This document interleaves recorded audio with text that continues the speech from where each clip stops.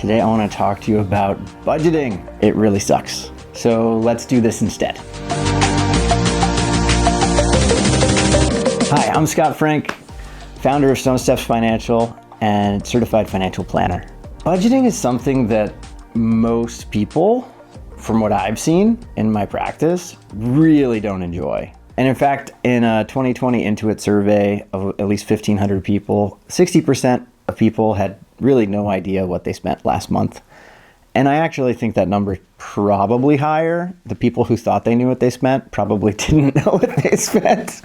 Budgeting is not really a fun topic, right? It kind of has a connotation to it that makes you feel like you're going to judge yourself and you're going to have to make some really weighty choices.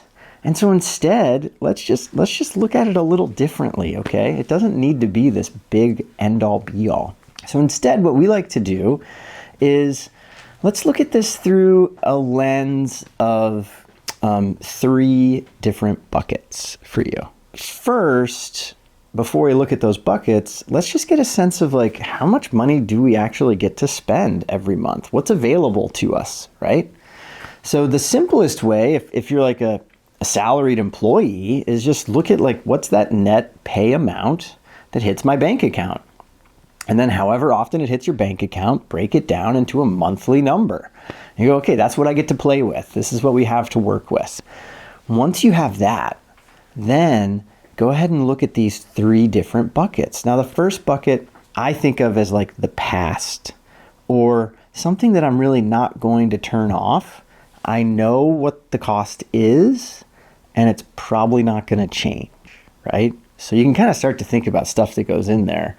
My mortgage goes in there, my property insurance bill, my taxes, right? Property taxes, insurances, subscriptions for, Hulu and all that stuff.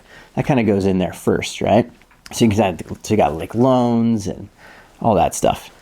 That's static or fixed. And the question is, like, of your total income, what percentage of your spend goes to fixed expenses, right? Like, that's one way you can look at this. The next thing that we can look at is kind of the present.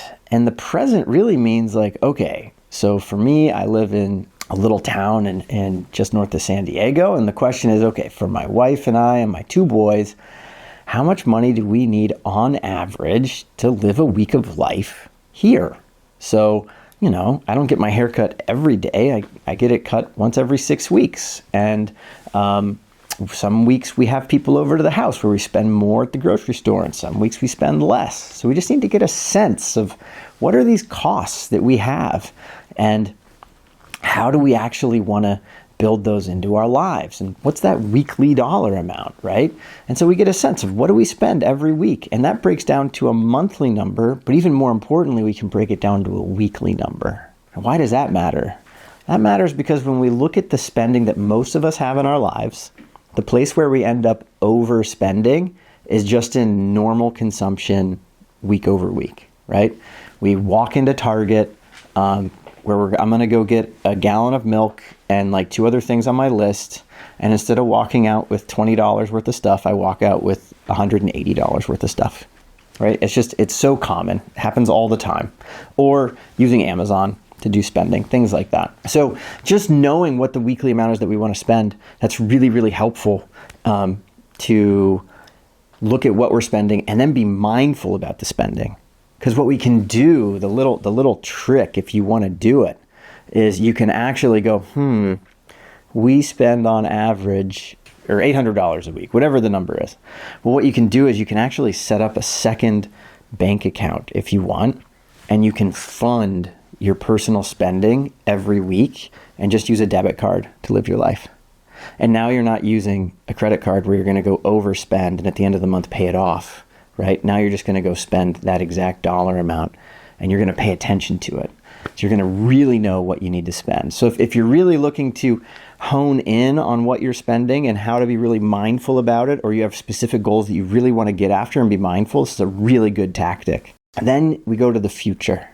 And the future is where the fun stuff happens, right? It's like, what are we saving for our future?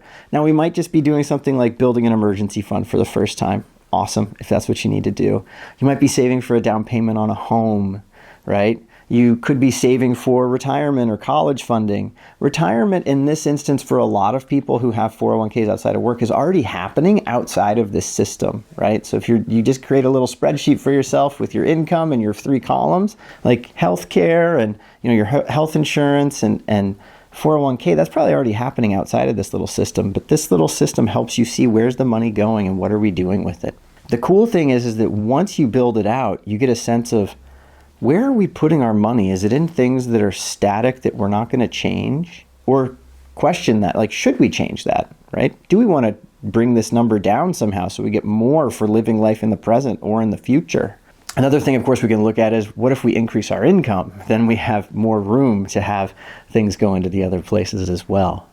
But it's such a nice frame to understand what are we doing with our own finances. And the cool thing is that once you actually have a really good understanding of where you are today, you can use this frame whenever you're going to go change something in your life, right? Like people will easily, things that come up commonly are, I need a bigger house, or I want to get a second home, or maybe I want a different car. Well, you can go look at like, okay, how's that going to impact cash flow for us as a family?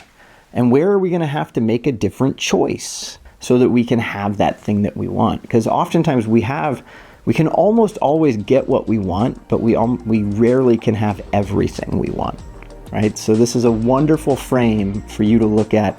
How can I be mindful about what I have in my life? I hope this was helpful for you.